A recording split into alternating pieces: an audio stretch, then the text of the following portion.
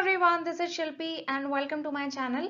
इस वीडियो में मैं आपके साथ में डिस्कस करूंगी अभी जो आरआरबी क्लर्क मेंस का एग्जाम हुआ था उसमें जीए के क्वेश्चंस। तो जनरली क्या होता है, मैथ्स है, इंग्लिश है, रीजनिंग है, इसमें तो हमें पता होता है कि चलिए पजल्स आएंगी, इंग्लिश में रीडिंग कॉम्प्रहेंशन, पैरा जंबल, इस तरीके के क्वेश्चंस आएंगे, मैथ्स में डीआई आती है। जीए में क्या होता है, कई बार हम जो सारी चीजें बहुत टाइम से मेमोराइज कर रहे होते हैं, जब वो नहीं आती तो ऑब्वियसली काफी हमारा टाइम भी उसमें लगा हुआ होता है, एफर्ट्स लगे होते हैं, तो ऑब्वियसली इट हर्ट्स। ओके, सो हम देखेंगे, समझने की कोशिश करेंगे कि किस तरीके के जीए के क्वेश्चंस आजकल बैंक के एग्जाम में पूछे जा रहे हैं, और उसी हिसाब से आपको आपके जो आने वाले एग्जाम्स हैं प्रिडोमिनेंटली कौन से, एसबीआई पीओ हो गया, फिर आईबीपीएस पीओ है और आईबीपीएस क्लर्क है, ये तीन एग्जाम अभी हमारे सामने मेजर हैं। तो आपको ये वीडियो आने वाले एग्जाम्स में डेफिनेटली हेल्प करेगा। इसके अलावा ये मेरा टेलीग्राम चैनल है, आप इसको भी ज्वाइन कर सकते हो, इसका जो लिंक है वो नीचे आपको पिन कमेंट में मिल जाएगा। सबसे पहले हम वो क्वेश्चंस डिस्कस करेंगे जो एग्जाम में आए थे। अगर आपने एग्जाम दिया है तो डेफिनेटली आपको ये क्वेश्चंस पहले से ही देखे रखे होंगे आप लोगों ने। अपार्ट फ्रॉम दिस, जिसने भी ये क्वेश्चंस हमें भेजे हैं ग्रुप में, थैंक्स टू यू गाइस कि आप लोगों ने इतने अच्छे से प्रॉपरली लिख के क्वेश्चंस को हमारे साथ में शेयर किया। ओके, सबसे पहले नेशनल स्टैटिस्टिक्स डे 29 जून को, अब ये बहुत ज्यादा कॉमन है। इसी तरीके से एक क्वेश्चन शायद एसबीआई क्लर्क या फिर आरआरबी पीओ में आया था, doctors day if I am not wrong, और उसमें ये पूछा था कि डॉक्टर्स डे किसकी याद में मनाया जाता है, तो वो थे डॉक्टर बीसी रॉय।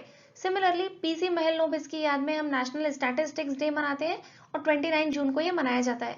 तो एक तरीके से हम देखें तो हम डेज में इतने सारे डेज याद करते हैं।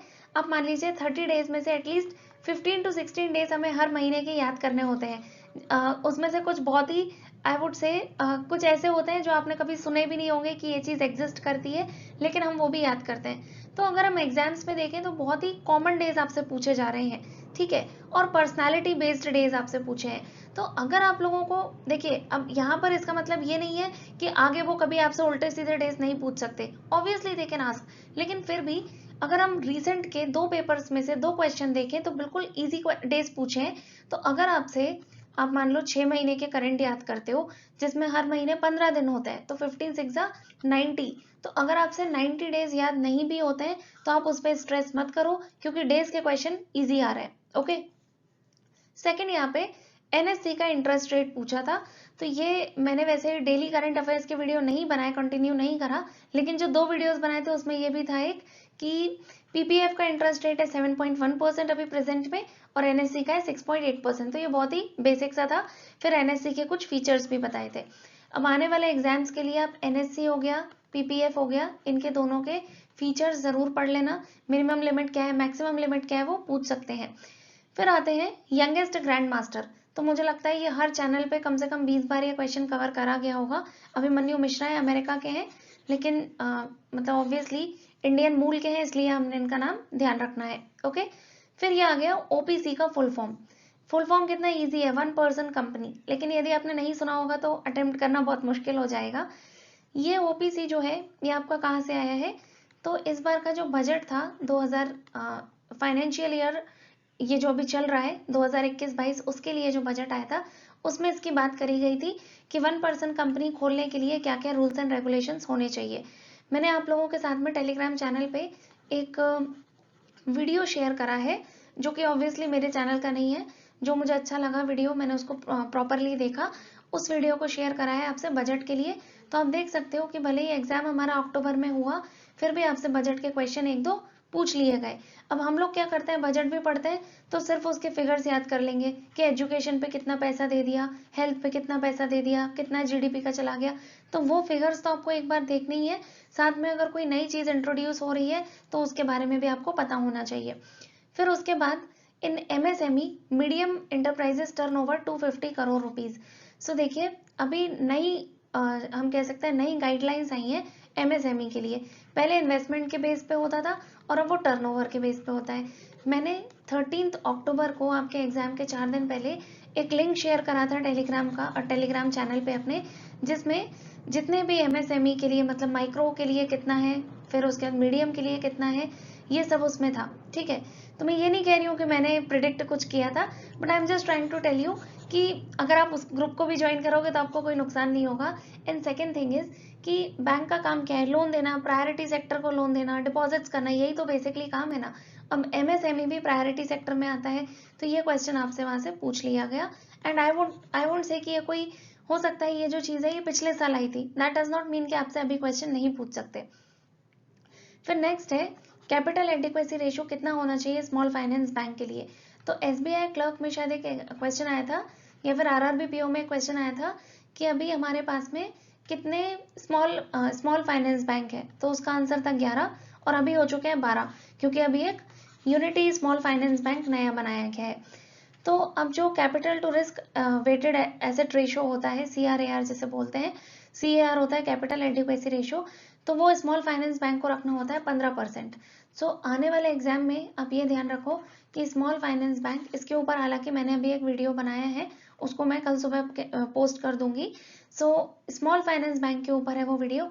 आने वाले एग्जाम्स के लिए आप लोग स्मॉल फाइनेंस बैंक के जो बेसिक डेटा है वो जरूर पढ़ना, कि उसमें कौन कौन कितना उसका मिनिमम कैपिटल होना चाहिए, कौन सी कमेटी ने बताया था, वहां से भी क्वेश्चन आपके बन सकते हैं। फिर उसके बाद एक क्वेश्चन पूछा गया जो कि मुझे लगता है शायद ही किसी ने सही से अटेम्प्ट कर पाया होगा, बट इट्स ऑल राइट। आप अगर 40 क्वेश्चन आ रहे हैं तो 40 में से 40 कर पाना आई वोंट से कि पॉसिबल भी है, और ना ही आपको इतना टारगेट भी करना है। इस पेपर में जो पर्टिकुलर था, अगर आपने 25 से आई वुड से 26-27 अटेम्प्ट करे हैं, then that would be perfectly fine, क्योंकि पेपर अच्छा खासा था। कुछ क्वेश्चंस हालांकि अभी मैं बता रही हूँ तो मुझे लग रहा है अरे ये तो बहुत इजी था, लेकिन जब आप लोग पेपर में कर रहे होगे तब मैं समझ सकती हूँ कि वो क्वेश्चन टफ है। ठीक है, जैसे ये ओपीसी वाला हो गया, ये तो एकदम बाउंसर टाइप गया होगा अगर आपने नहीं पढ़ा होगा तो। चलिए आगे देखते हैं। इसरो और मैप माई इंडिया ने गूगल मैप अर्थ, मतलब बेसिकली क्या है कि जैसे हम लोग गूगल मैप्स यूज करते हैं उसी तरीके का एक प्लेटफॉर्म इसरो और मैप माई इंडिया दोनों मिलकर शुरू करेंगे। तो हालांकि ये करंट अफेयर पुराना है, लेकिन मुझे लगता है ये नॉर्मल लोगों को भी पता होगा, क्योंकि इसके ऊपर फिर काफी सारी चीजें आई थी कि हमें आत्मनिर्भर बनना है तो हम अपना मैप का सिस्टम भी खुद का शुरू कर सकते हैं। तो ये भले ही ये पुराना था, but again I would rate it in the easy category. आगे देखते हैं। उसके बाद एक ये क्वेश्चन आया कि फेसबुक ने, या ऐसा क्वेश्चन आपसे पूछा होगा कि बुलेटिन अभी किसने शुरू करा है। ठीक है, तो फेसबुक ने करा है, अगेन एंड इजी वन। इसके बाद एक बुक आई द अल्केमिस्ट। होता क्या है, हम लोग जो भी रिसेंट बुक्स होती हैं, और वो कोई भी करेगा ही, क्योंकि अभी तक जो पेपर्स में आता है हम वही तो पढ़ेंगे। तो जनरली क्या होता है, लास्ट 4 to 5 मंथ्स की आपसे बुक्स पूछी जाती हैं। अभी अगर हम एसबीआई क्लर्क की बात करें तो उसमें भी एक पुरानी बुक पूछी गई, सिमिलरली द अल्केमिस्ट पूछी गई, और ये भी काफी पुरानी बुक है। तो अगर आप लोग नॉर्मल, जब हम रेलवे स्टेशन पे जाते हैं या फिर नॉर्मल मार्केट्स में जाते हैं, तो जो साइड में स्टॉल्स भी लगे होते हैं ना, उसमें कुछ चेतन भगत की बुक मिल रही होती हैं, कुछ दुर्जोय दत्ता की बुक मिलती हैं, कुछ उसमें विंग्स ऑफ फायर टाइप की बुक्स मिलती हैं, और साथ में द अल्केमिस्ट, तो मुझे ऐसा लगता है इंडिया में शायद ही कोई ऐसा स्टॉल वाला होगा जिसके पास में ये बुक नहीं मिलती होगी। तो काफी कॉमन बुक थी। अब आई डोंट नो अगर आपने नहीं सुना है इसके बारे में, बट बहुत ज्यादा फेमस बुक भी है ये। ओके, उसके बाद India's largest export destination in 2020-2021 was USA. तो ये भी काफी न्यूज में रहा था। अब अगर हम एक जनरल देखें आइडिया, तो पेपर में कुछ तो बेसिक क्वेश्चंस आपसे पूछ लिए हैं, कुछ ऐसे पूछ लिए हैं जो आप अटेम्प्ट ही ना कर पाओ, और बाकी कुछ क्वेश्चंस एकदम रिसेंट के जो बड़ी बड़ी न्यूज है ना वहां से पूछ रखे हैं। ठीक है, बड़ी न्यूज एज इन की अगर कोई डेली भी न्यूज़पेपर पढ़ता है तो शायद वो भी इन सबको अटेम्प्ट कर सकता है। जैसे कि इंडियाज लार्जेस्ट एक्सपोर्ट डेस्टिनेशन इस साल कौन सा रहा, तो वो रहा आपका अमेरिका। फिर उसके बाद माना पटेल बैक स्ट्रोक स्विमर, तो बेसिकली इनकी कैटेगरी पूछ ली। अब ये तो हम सबने पढ़ा था कि माना पटेल इंडिया की पहली स्विमर बनी है जिसने ओलंपिक को क्वालिफाई करा है, मतलब ओलंपिक में ये पार्टिसिपेट कर रही है, गुजरात से थी माना पटेल। लेकिन अब इनकी कैटेगरी पूछ ली गई। सिमिलरली हमने नीरज चोपड़ा के बारे में भी काफी कुछ पढ़ा था, बट उसमें पूछ लिया कि जैवलिन का वेट क्या होता है। तो अगर हम देखें तो क्वेश्चंस एकदम डायरेक्ट ना पूछ के आपसे थोड़े आई वुड से घुमा के पूछे जा रहे हैं। बट आप ये भी सोचो, अगर सिर्फ इतना पूछ लेते कि इंडिया की पहली फीमेल स्विमर कौन बनी है जिसने ओलंपिक में क्वालिफाई करा, तो वो आंसर्स हर कोई टिक कर लेता। अब ये वाला आंसर है, ये मुझे लगता है कि 100 में से 2 लोगों ने या 3 लोग, या चलो एट मैक्स हम बेनिफिट ऑफ डाउट देते हैं जिन लोगों ने न्यूज़पेपर्स पढ़े उनको, तो 10 लोगों ने किया होगा। तो यहाँ पर एक्चुअल में जिसने थोड़ा अच्छे से पढ़ा है, चीजों को समझा है, जो अवेयर है, आपसे ये नहीं पूछा जा रहा, जो आपके सब्जेक्ट का नाम भी है वो क्या है, बैंकिंग अवेयरनेस, जनरल अवेयरनेस, ना कि जनरल आई वुड से क्या रटना। ओके, सो यहाँ पे जो बंदा अवेयर होगा न्यूज़पेपर्स वगैरह से वो डेफिनेटली कर लेगा, क्योंकि न्यूज़पेपर में तो डे टू डे कमेंट्री आती है, बॉल बाय बॉल कमेंट्री जिसे हम कहते हैं कि आज ये हुआ, आज वो हुआ, आज माना पटेल ने फर्स्ट राउंड क्वालिफाई करा या वो सेकंड राउंड से डिसमिस हो गई, तो उसमें लिखा होगा डेफिनेटली कि वो एक बैक स्ट्रोक स्विमर है, ठीक है। फिर उसके बाद अच्छा जैसे साजन प्रकाश जो है आप उनका भी अब देख लेना, ठीक है। साजन प्रकाश आई थिंक इनका बटरफ्लाई है, और एक और है श्रीहरि नटराजन, उनका बैक स्ट्रोक है, ठीक है। एक बार आप लोग प्लीज फिर से चेक जरूर करना इसे। फिर उसके बाद आगे देखें तो RBI hikes collateral free loans to SHG under DAY NRLM. तो डीएवाई क्या होता है, Deendayal Antyodaya Yojana, NRLM National Rural Livelihood Mission. तो पहले इसमें जो लोन की लिमिट थी सेल्फ हेल्प ग्रुप के लिए वो 10 लाख थी, अब उसको बढ़ा के 20 लाख कर दिया है। तो अगेन ये शायद जुलाई या अगस्त का क्वेश्चन है, बिल्कुल ही बेसिक है, ठीक है। बेसिक बैंकिंग का क्वेश्चन है, इसमें कुछ बहुत अंदर का नहीं पूछा है। फिर उसके बाद में वर्ल्ड लाइबिलिटी इंडेक्स, इसमें टॉप 5 सिटीज ही पूछ ली, मतलब आप क्या पढ़ोगे ज्यादा ज्यादा ऑकलैंड फर्स्ट आ गया या सेकंड कौन आया, सेकंड शायद आई डोंट, जापान का कोई सिटी था, लेकिन हाँ अपन फर्स्ट देखते हैं कि फर्स्ट पढ़ा और हो गया काम, या ज्यादा से ज्यादा इंडिया की रैंक देख लो। यहाँ पे उन्होंने क्या किया कि जापान की 2, ऑस्ट्रेलिया की 1 और ये वो, ये अगर आप नहीं भी कर पाते हो देन दैट्स परफेक्टली फाइन, मतलब ये तो एकदम ही एब्सर्ड क्वेश्चन था और क्यों पूछा गॉड नोज। आगे HAM हाइब्रिड एन्युइटी मॉडल, इसका फुल फॉर्म पूछा, अगेन थोड़ा सा अटपटा था, जैसे कि एक ICE का फुल फॉर्म पूछ लिया। अब जैसे पता होगा जो सब्जेक्ट का है, जो इंजीनियर बंदा है वो अगर वो नहीं कर पाए तो फिर उसके लिए खराब बात है, लेकिन ये बेसिक सा एक चीज पूछ ली।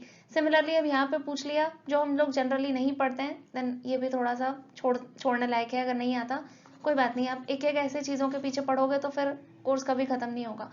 फिर उसके बाद NARCL, so national asset reconstruction company limited, इसको बैड बैंक भी बोलते हैं, ये भी बनाया गया है बेसिकली जितने भी बैंक्स हैं जिनके उनके जो भी क्या बोलते हैं NPS वगैरह है वो इस बैंक को ट्रांसफर करेंगे और ये उसको रिकंस्ट्रक्ट करेगा, मैनेज करेगा, जो भी करना है वो करेगा। सो बेसिकली जो जो नॉर्मल बैंक्स की बैड बैड चीजें हैं, बैड बैड NPS हैं, वो इसको रखेगा, ओके। फिर उसके बाद में ग्लोबल साइबर सिक्योरिटी इंडेक्स, तो इसमें US टॉप पे रहा था ये, मैंने भी एक रैंक वाला वीडियो था उसमें ये क्वेश्चन था, बहुत ही कॉमन सा है ये तो, कि इंडिया का रैंक इसमें 10वां है, तो इस वाले को लेके हम कंप्लेन नहीं कर सकते, ओके। फिर उसके बाद में अब एक क्वेश्चन पूछा minimum capital of new umbrella entity. तो देखिए ये जो न्यू अम्ब्रेला एंटिटी है ये NPCI से फाइट करने के लिए, फाइट एज एन उसको टक्कर देने के लिए। अब देखिए मार्केट में अगर सिर्फ जियो रहेगा और कोई कंपनीज नहीं रहेंगी तो वो अपनी मोनोपोली करेगा, पहले फ्री में देता था, फिर 300 रुपए की, फिर 600 रुपए करा, वो आगे जाने क्या करेगा। तो सिमिलरली मार्केट में कॉम्पिटेटिवनेस बनी रहनी चाहिए। सो NPCI के अपोज में या उसको टक्कर देने के लिए अभी एक न्यू अम्ब्रेला एंटिटी तैयार कर मतलब इसको प्रस्ताव रखा है कि इसको हम शुरू करेंगे। P वासुदेवन की कमेटी इसमें बनी है। तो मैंने कमेटी वाले वीडियो में ये बताया था, लेकिन मैंने भी नहीं सोचा था कि इसमें और भी ज्यादा अंदर का पूछेंगे, और सही बात है अगर नहीं नहीं पता था ठीक है, लेकिन अब पूछ लिया उन्होंने, तो आगे के लिए हम क्या कर सकते हैं कि कोई भी कमेटी RBI, क्योंकि बैंक की एग्जाम है तो RBI बना रहा है, या फिर कोई फाइनेंस मिनिस्ट्री ने कोई कमेटी बनाई, या फिर आपकी सेबी ने कोई कमेटी बनाई, ठीक है, क्योंकि कैपिटल मार्केट के क्वेश्चन भी आ सकते हैं। तो इस तरीके की जो फाइनेंशियल अथॉरिटीज हैं अगर वो कोई कमेटीज बनाती हैं तो हमें उसका थोड़ा बहुत देखना पड़ेगा कि वो किसके बारे में बात कर रहा है, ना कि सिर्फ ये कि IFSC ने एक कमेटी बना दी किसी भी XYZ चीज के लिए और उसको हेड कर रहे हैं ABC। तो इस तरीके से काम नहीं चलेगा, थोड़ा सा हमें देखना पड़ेगा कि वो किस चीज की है, ओके। तो आने वाली स्लाइड्स में मैं आपके साथ में वो भी शेयर कर दूंगी कि कहाँ से मैंने ये कहाँ से ये आप पढ़ सकते हो, ओके। इसके अलावा टेलीग्राम चैनल पे भी एक लिंक शेयर करा था दृष्टि IAS वेबसाइट का, तो आप उसको भी देख सकते हो। फिर एक आया national memorial Nehru memorial museum जो है ये कहाँ पर है, तो ये है न्यू दिल्ली में। अब ये क्वेश्चन क्यों पूछा गया गॉड नोज, लेकिन फिर भी अभी हाल ही में मुझे पर्सन का नाम तो याद नहीं आ रहा है, लेकिन नेहरू मेमोरियल म्यूजियम के एक फॉर्मर चेयरमैन थे जिनकी डेथ हुई थी। तो जनरली क्या होता है हम लोग ऑबिचुअरीज वगैरह पढ़ते हैं, लेकिन अगर आप खुद सोचिए इंडिया में इस तरीके से इतनी सारी चीजें हैं, 5,000 चीजों में 5,000 हेड रहे होंगे कभी ना कभी, 5,000 तो नहीं रहे होंगे, मतलब उससे ज्यादा ही रहे होंगे, 20-25 हजार हेड, तो हम ऐसे एक एक पर्सन की ऑबिचुअरी याद नहीं कर सकते। फिर भी थोड़ा सा ये देख सकते हो कि जनरली नेहरू की बात हो रही है, ठीक है, जो हमारे प्रधानमंत्री रहे देश के पहले, म्यूजियम की बात हो रही है, तो जनरली ये नहीं सारे म्यूजियम, सो जनरली म्यूजियम्स वगैरह न्यू दिल्ली में हो सकते हैं। अब आपसे ऐसा पूछ लिया इंदिरा गांधी मानव संग्रहालय कहाँ है, तो फिर वो वहां नहीं है, वो है भोपाल में, ओके। फिर उसके बाद में मिल्खा सिंह से रिलेटेड ये क्वेश्चन पूछा था, मतलब रोम 1960 ओलंपिक ये दिया गया है, तो मैं ये समझ रही हूँ कि फोर्थ कब आए थे। ठीक है, बहुत ही स्लाइट मार्जिन से, नैरो मार्जिन से चूके थे 400 मीटर की रेस में, तो ये भी ध्यान रखना। 200 मीटर तक तो ये आगे चल रहे थे, फिर उसके बाद ये पीछे हो गए और फोर्थ नंबर पर रहे थे। तो वो कौन से ओलंपिक्स में थे, तो 1960 रोम ओलंपिक्स थे। तो अब देखिए, ये इसलिए पूछा जा सकता है, ये पूछा गया होगा क्योंकि अभी इनकी हाल ही में डेथ हुई थी। तो जब भी किसी बड़े इंसान की डेथ होती है तो हम ये तो देखते हैं ना कि क्यों डेथ हुई भाई, मतलब क्यों डेथ नहीं हुई, कि उसने ऐसा क्या किया है जो हम इसके बारे में पढ़ रहे हैं। आई एम सो सॉरी, मैं जो भी बोल रही हूँ थोड़ा सा क्यों, हम ये तो जरूर देखेंगे ना कि उसने ऐसा क्या किया था। तो ये फोर्थ आए थे, मूवी भी बनी है इनके ऊपर।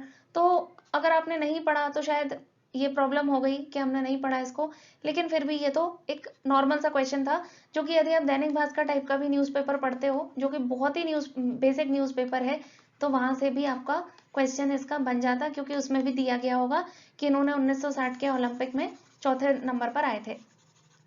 फिर उसके बाद चार्टर्ड अकाउंटेंट एक्ट, तो देखिए जो भी एक्ट बैंकिंग वैंकिंग से रिलेटेड है या दूर दराज से भी उससे रिलेटेड है, जैसे DICGC का पूछ लिया तो 1961 का हो गया।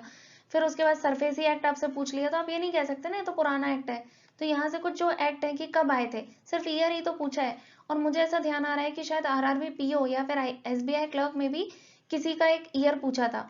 As far as I can guess, शायद कंपनीज एक्ट आपसे पूछा था कि वो कब का है, तो वो 2013 का हो गया। तो ऐसे कुछ बेसिक एक्ट हैं जो मैंने आज ही अपने टेलीग्राम चैनल पे भी शेयर करें, तो एक बार आप उन पे भी निगाह डाल सकते हो। फिर उसके बाद ATM चार्जेस, पहले 15 थे अब 17 रुपए कर दिए हैं, तो ये तो एकदम बेसिक क्वेश्चन हो गया। फिर उसके बाद मलेरकोटला, ये संगरूर, देखिए पंजाब में एक संगरूर नाम की जगह थी जिसको अब डिवाइड करा है और मलेरकोटला बनाया है। तो ये बहुत बेसिक सा था, जो हम बोल्ट भी बनाते हैं ना ऑलिव बोर्ड के ऊपर, तो वहां पर हमने ये कवर करा था। और मैंने ये भी बताया था कि ईद थी तो, और जो मलेरकोटला है ये मुस्लिम बहुल इलाका है, तो ईद के दिन वहाँ के, अभी तो जो चीफ मिनिस्टर है वो चेंज हो गए हैं, लेकिन जब पहले थे अमरिंदर सिंह, तो उन्होंने कहा था कि ईद के लिए तोहफा है मेरे मुस्लिम भाइयों को, तो ये तब बनाया गया था। तो फिर संगरूर से मलेरकोटला, और ये ज्यादा पुराना भी नहीं है, मेरे ख्याल से ये मई या जून की न्यूज है, जून, हाँ मई या जून, जब ईद आई होगी तब की है। फिर उसके बाद प्रधानमंत्री जीवन ज्योति बीमा योजना, इसमें मेच्योरिटी अमाउंट कितना होता है, तो कुछ भी नहीं होता। कैसे, क्योंकि ये क्या है, आपकी जब डेथ हो जाती है तब मिलता है, तो डेथ पे जो चीज मिल रही है उसमें मेच्योरिटी कैसी है ना, तो इस वजह से इसमें मेच्योरिटी अमाउंट कुछ नहीं है। बाकी अगर किसी पर्सन की डेथ हो जाती है तो 2 लाख रुपए मैक्सिमम दिए जाते हैं। फिर उसके बाद RBI का अकाउंटिंग ईयर अब चेंज करा है अप्रैल टू मार्च, और बाकी जो फाइनेंशियल ईयर होता है वो भी अप्रैल टू मार्च है, कैलेंडर ईयर होता है जनवरी टू दिसंबर। ओके, फिर नेक्स्ट हमसे पूछ लिया फेम 2.0, ये कब तक एक्सटेंड करी है, तो 2024 तक। ये अगर आपने मेरा major takeaways from SBI clerk वाला वीडियो देखा हो तो उसी में ये क्वेश्चन आ गया था, क्योंकि वहां पे हमसे ये पूछ लिया था IC, तो फिर मैंने आपको फेम के बारे में बताया था, और फेम कब तक बढ़ी है, तो 2024 तक। तो ये बिल्कुल बेसिक सा क्वेश्चन था, क्योंकि ये करंट अफेयर्स का डायरेक्ट था, इसमें मतलब ऐसा नहीं करा उन्होंने कि आपसे पूछ लिया कि फेम का फर्स्ट फेज कब शुरू हुआ था, या उसका कुछ आपसे बेसिक पूछा हो, जैसे कि SBI क्लर्क में पूछा था। फिर उसके बाद निर्मला सीतारमन फोर्ब्स की लिस्ट में 41st रैंक पे रही हैं, तो रैंक का एक बेसिक सा क्वेश्चन है। प्रधानमंत्री गरीब कल्याण अन्न योजना 5 मंथ तक इसको बढ़ाया गया है, तो जब बढ़ाया गया था तो ऐसा बोला था कि हम इसे दीपावली तक बढ़ा रहे हैं, 5 मंथ तक इसको एक्सटेंड करा था। ठीक है, फिर एक क्वेश्चन आपका था ओम्बड्समैन से रिलेटेड कि किस किस पे एप्लीकेबल होता है, डिजिटल पेमेंट्स पे और बैंक्स पे, तो उसका answer all of the above था। एक रामसर कन्वेंशन से आया था, तो ये जो मैंने 2 दिन का ही वीडियो बनाया उसमें भी ये था। रामसर कन्वेंशन बेसिकली वेटलैंड्स के ऊपर है। 2 फरवरी को हम लोग वेटलैंड्स डे मनाते हैं। इंडिया में अभी कितने वेटलैंड्स हैं, 46 हैं। ठीक है, 4 वेटलैंड, 2 हरियाणा में, 2 गुजरात में भी बनाए गए हैं। तो अब जब हमने इतनी सारी चीजें वेटलैंड की पढ़ ली, तो हो सकता है अब खुद से आपको समझना चाहिए कि क्या है, मतलब क्यों शुरू करा गया। तो 1971 में रामसर एक ईरान में जगह है, वहां पर यह कन्वेंशन साइन किया गया था, और इस साल उसको 50 साल पूरे हुए हैं 2021 में, इस वजह से ये और ज्यादा इंपॉर्टेंट है। सिमिलरली 50 साल अभी पूरे हुए हैं बांग्लादेश की आजादी को भी। ठीक है, तो अगर ऐसा कुछ आ जाए कि कुछ भी बांग्लादेश से रिलेटेड, तो ध्यान रखना 50 साल उसको भी पूरे हुए और रामसर कन्वेंशन को भी पूरे हुए। फिर उसके बाद दीनदयाल उपाध्याय ग्रामीण कौशल्य योजना, ये 15 से 35 साल के लोगों के लिए है। तो ये थोड़ा सा आई वुड से कि इतनी ज्यादा फेमस योजना नहीं है कि हम इसकी सारी चीजें पढ़ें, छूट गया देन इट्स ऑल राइट। और इसके अलावा यहाँ पे ये भी है कि इसको 1 साल अभी इस साल कंप्लीट हुआ था, इस वजह से भी इसका शायद आपसे पूछ लिया गया होगा। ठीक है, फिर उसके बाद में RBI hikes collateral free loan to SHG. अच्छा, ये क्वेश्चन रिपीट हो गया है तो इसको हम छोड़ते हैं, आगे देखते हैं। फिर उसके बाद एपेडा। तो एपेडा बेसिकली एक ऐसी संस्थान है, आप पढ़ते हो ना कि असम का कोई बाउदान चावल है उसको हम यहाँ भेज रहे हैं, फिर कोई चेरी है जम्मू एंड कश्मीर की उसको दुबई भेज रहे हैं, मतलब मैं एग्जाम्पल के लिए समझा रही हूँ।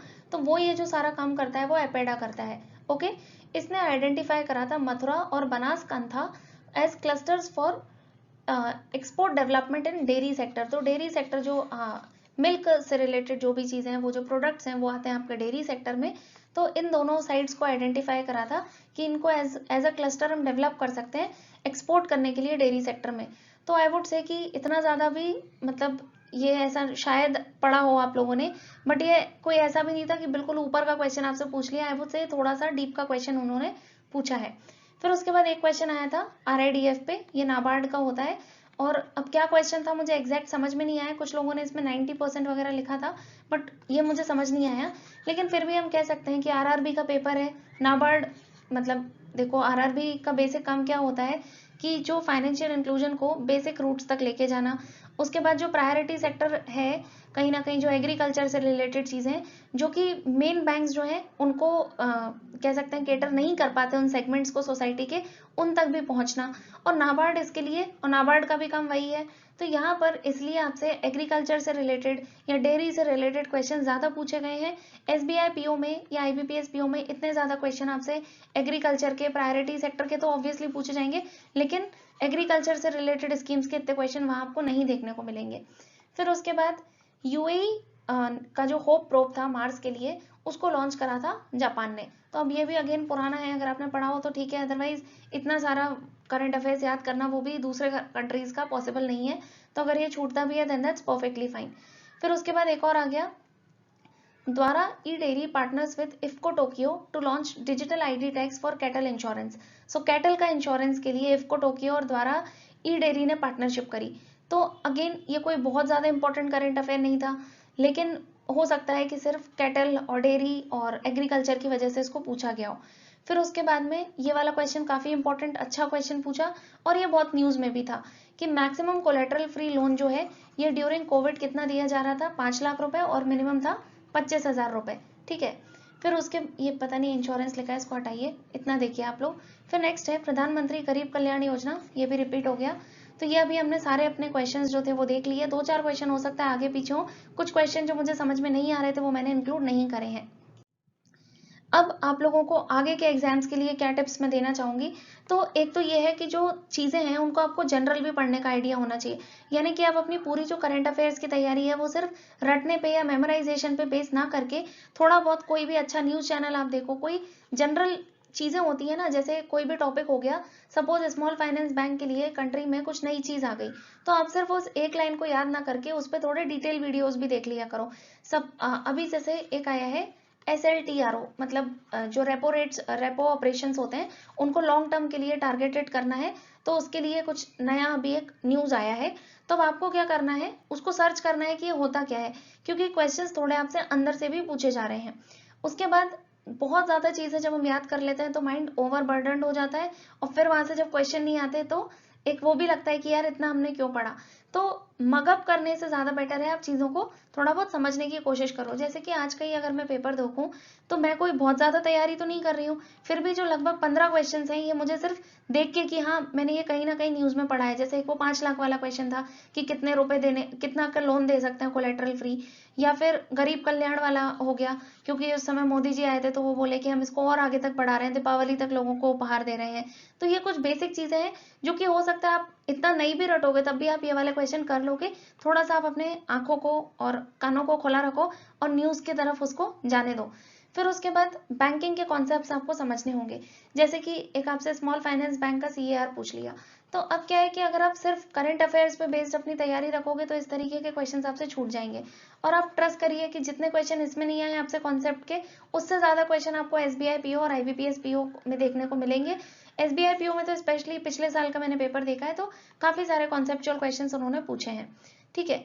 फिर उसके बाद में गवर्नमेंट स्कीम से बहुत ज्यादा क्वेश्चंस आ रहे हैं, तो इन पे आप लोग एक निगाह जरूर बना के रखो। अगर कोई भी स्कीम आती है, नई ना भी हो वो स्कीम, लेकिन अगर उस स्कीम से रिलेटेड कोई नई चीज आ रही है, ठीक है, जैसे कि अभी गरीब कल्याण अन्न योजना है, ये कोई अभी की नहीं है, ये तो पिछले साल की है, लेकिन उसको एक्सटेंड करा, तो अगर उससे रिलेटेड कोई नया अपडेशन आ रहा है स्कीम का, तो उसको आपको देखना है। फिर उसके बाद बैंकिंग न्यूज से रिलेटेड और स्टैटिक टर्म से रिलेटेड आप नोट्स बनाओ। नोट्स कैसे, जैसे कि अभी यूनिटी स्मॉल फाइनेंस बैंक बना, ठीक है। इसके अलावा पिछले साल एक शिवालिक स्मॉल फाइनेंस बैंक था, वो बनाया गया था, और वो पहला यूसीबी था जो कि स्मॉल फाइनेंस बैंक में कन्वर्ट हुआ।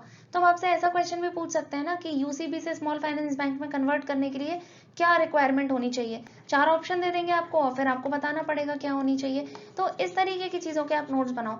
आप जो डेली करंट अफेयर्स इतना सारा पढ़ते हो, आप सोचो डेली की आपने 20 न्यूज पढ़ ली, जिसमें से फिल्टर करके 11-12 आपकी काम की हुई। अब आप 11-12 न्यूज को लिखोगे तो एक महीने में आपकी हो जाएंगी 12 न्यूज होगी 360 न्यूज। आपको 6 महीने की लिखनी है, तो आप मल्टीप्लाई करके देखो, आप इतनी न्यूज लिखोगे तो क्या आपको लगता है आप इतना सारा रिवाइज कर पाओगे? अगर आप कर पाते हो देन दैट्स वेरी वेल।